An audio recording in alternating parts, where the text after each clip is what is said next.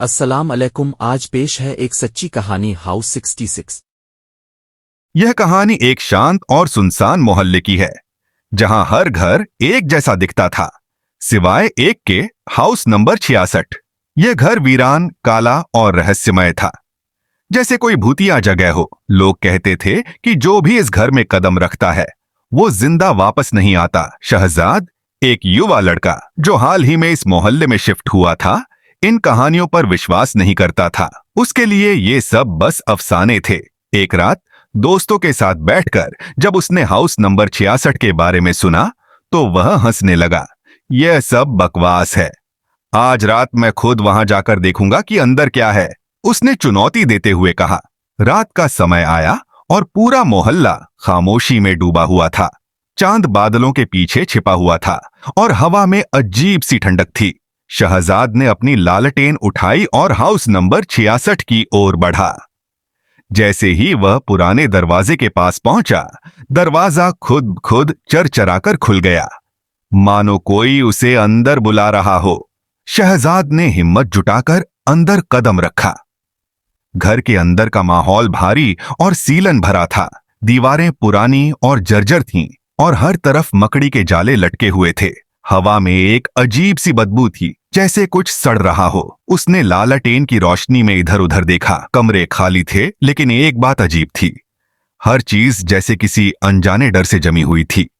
जैसे ही वह living room में पहुंचा, उसे अचानक एक कमरे के अंदर से धीमी आवाज सुनाई दी। आवाज एक औरत की थी, जो बहुत धीमे स्वर में मदद के लिए पुकार रही थी। मदद, मदद करो। शहजाद का दिल जोर जोर से धड़कने लगा। उसने फैसला किया कि वह इस आवाज के पीछे जाएगा। कमरे के दरवाजे पर पहुंचकर उसने उसे धक्का दिया। तभी अचानक एक ठंडी हवा का झोंका आया और कमरा अंधेरे में डूब गया। लालटेन की रोशनी मध्यम पड़ने लगी। तभी उसके पीछे एक साया सरसराता हुआ दिखाई दिया। उसकी सांसें रुकने लगीं। उसने पीछे मुड़कर देखा और जो दृश्य उसने देखा, वह उसकी रूह कंपा देने के लिए काफी था। एक भूतिया आकृति, सड़े गले चेहरे और खून से भरी आंखों के साथ दीवार से चिपकी हुई उसे घूर रही थी।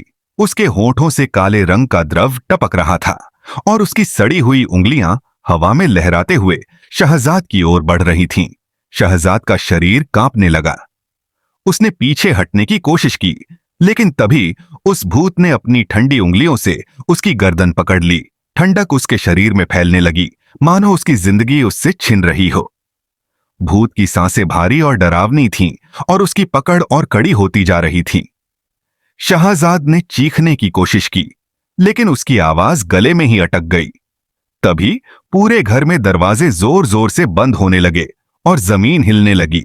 शहजाद ने खुद को छुड़ाने की पूरी कोशिश की, लेकिन भूत की पकड़ इतनी मजबूत थी कि वह हिल भी नहीं सका। भूत ने उसे अपनी ओर खींच लिया। शहजाद की आंखों में दहशत थी और फिर एक जोरदार चीख के साथ पूरा घर अंधेरे में डूब गया। सुबह होते ही मोहल्ले के लोग हाउस नंबर 66 के दरवाजे के सामने खड़े थे। दरवाजा खुला हुआ था, लेकिन अंदर शहजाद का कोई पता नहीं था। फर्श पर खून के धब्बे और घसीटने के निशान थे, जैसे किसी को घसीटा गया हो। हाउस नंबर 66 का रहस्य आज तक कोई नहीं सुलझा पाया, लेकिन एक बात स्पष्ट थी, यह घर मृत आत्माओं का कैद खाना था और जो भी इसमें जाता कभी वापस नहीं आता।